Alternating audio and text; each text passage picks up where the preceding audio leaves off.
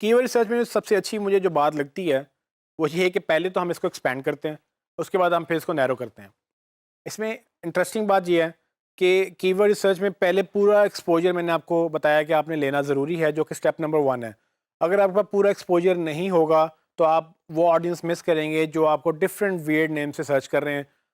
मैं चाहूँगा कि आप एक दफ़ा पूरी तरह से अंडरस्टैंड कर लें कि आपकी प्रोडक्ट या आपके क्लाइंट की प्रोडक्ट किस किस तरह से सर्च होती है।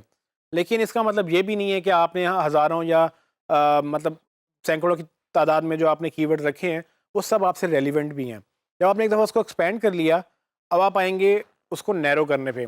नैरो कैसे करते हैं? ये मैंने आपको बताया था कि आपने हर पेज पे एक फोकस कीवर्ड रखना होता है और उसके कुछ रिलेटेड उससे मिलते जुलते एक कीवर्ड का ग्रुप बनाना होता है, और ये कीवर्ड सिर्फ उसी एक पेज पे रहेंगे जिस पेज पे आपने उसको असाइन किए हैं, और ये डुप्लीकेट नहीं होंगे। तो फॉर एग्जांपल अगर आपने स्मार्टफोन का एक पेज बनाया था तो आपने उसका प्राइमरी कीवर्ड स्मार्टफोन रखा, स्मार्टफोन से रिलेटेड मोबाइल फ़ोन, स्मार्टफोन इन लाहौर, स्मार्टफोन पाकिस्तान, इस तरह के आपने कीवर्ड जो हैं उससे रिलेटेड उसी पेज के ऊपर एक ग्रुप बना के ऑप्टिमाइज़ कर दिए। उससे ये होगा कि आप ये कीवर्ड्स कहीं और यूज़ नहीं करेंगे। जब आप इसको यूज़ नहीं करेंगे तो डुप्लीकेशन आपकी नहीं होगी। अगर आप करेंगे तो गूगल कंफ्यूज रहेगा कि पेज नंबर 1 रैंक करना है या पेज नंबर 2 रैंक करना है। सो स्टेप नंबर 2 हमारा ये है कि आपने जब कीवर्ड रिसर्च कर लिया, उस कीवर्ड को आप नैरो डाउन करेंगे पेजेस के ऊपर। आपके पेजेस अगर पहले से बने हुए हैं तो उनको कीवर्ड असाइन करें कि आपने होम पेज पे कौन सा कीवर्ड रखना है, आपने सर्विसेज पेज पे कौन सा कीवर्ड रखना है, आपने प्रोडक्ट्स पे कौन सा कीवर्ड रखना है। और मैंने ये भी आप लोगों को बताया था कि अगर आपके कोई पेजेस एग्जिस्ट नहीं करते हैं, फॉर एग्जांपल एक नई वेबसाइट है, अभी लॉन्च ही नहीं हुई या अभी लॉन्च हो रही है, या उसने 4-5 पेजेस की वेबसाइट बनाई थी, आपको लगता है कि उस पे ज़्यादा पेजेस बनने चाहिए, तो ये कीवर्ड रिसर्च जो आपने एक्सपेंशन की थी, इससे आपको ये फ़ायदा होगा कि आपको वो डायमेंशन नज़र आएँगी, वो मिसिंग जो है अपॉर्चुनिटीज़ नज़र आएँगी, जिनके ऊपर आप पेजेस बना सकते हैं।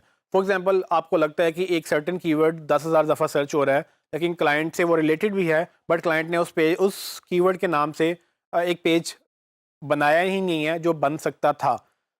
आप क्लाइंट को सजेस्ट करेंगे कि भाई ये हमें बनाना है, ये कीवर्ड एक एज अ पेज हम ऐड करेंगे, इस पे कंटेंट क्रिएट करेंगे, और ये कीवर्ड के साथ ये कुछ मिलते जुलते कीवर्ड्स हैं जो कि इसी पेज पे एडजस्ट हो देंगे।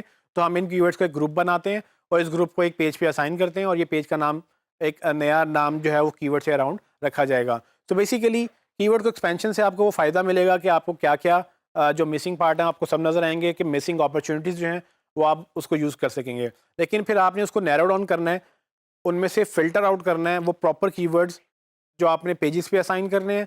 एक प्राइमरी कीवर्ड हर पेज के ऊपर, और उसके कुछ रिलेटेड या ग्रुप ऑफ कीवर्ड या टर्शरी और सेकेंडरी कीवर्ड भी आप उसको बोल सकते हैं।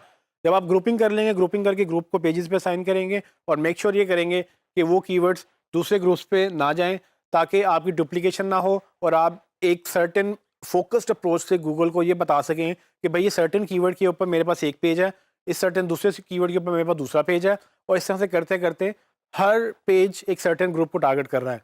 इससे डुप्लीकेशन भी नहीं होगी, इससे आप अपने मैग्नीट्यूड को बढ़ा भी लेंगे, आप अपना कंटेंट एक्सपैंड कर लेंगे, आप जो है गूगल को ज़्यादा जो है ऑप्शन देंगे कि आपको ज़्यादा कीवर्ड्स के ऊपर रैंक कर सके, और फिर यही कीवर्ड्स आपको बाद में हेल्प करेंगे मज़ीद कंटेंट क्रिएट करने में। स्टेप नंबर 1 कीवर्ड रिसर्च करें, एक्सपैंड करें। स्टेप नंबर 2 उसको नैरो डाउन करें, और अपने सिलेक्टेड कीवर्ड्स को जो आपको चाहिए उनको हाईलाइट करके शॉर्टलिस्ट करके सेपरेटली पर पेज असाइन कर दें, ताकि आपको याद रहे कि ये सब कीवर्ड्स कौन से पेज के ऊपर हैं, और इस तरह से करते चले जाएँ।